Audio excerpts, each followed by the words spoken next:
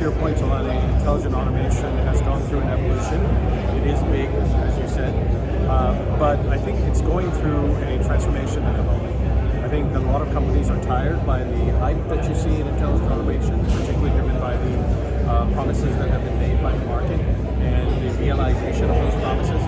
68% of organizations are seeing their automations fail. We saw another interesting statistic today that 40% of the bots that have been sold are not being used and are sitting on the shelf. So there's clearly an evolution in the market, and more importantly, there are sort of two shifts that are occurring in the market. One is towards value, being able to measure the automation value, the automation emotion and value inside of your organization, being able to communicate that value to your executive team. And the other, interestingly enough, is around people centricity. A lot of people say digital transformation is not about technology, it's about people. That's just incomplete. It's really about people transformation. And how do you create an environment where people thrive and careers change? That is becoming the central point of automation, particularly in the world affairs and the macroeconomic climate that we are in today. Automation is the hope for enterprise resilience, and in that hope, people become the center of automation.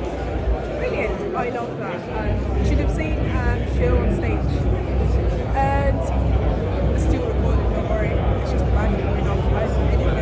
Yeah, so you should have seen Shail on stage. He was brilliant. I can't wait for you guys to see that. And before you leave us today, I'm going to ask you, what are your key takeaways from the Congress? It's been a great event. There have been some really interesting, insightful sessions. We have heard from Italian companies, we have heard from European companies, so it's truly a broader European-focused effort. I think the takeaways I have from this are that automation is thriving in Europe. It has its roots in Europe and has plenty of opportunity to thrive. But there are two key components to it that I mentioned earlier.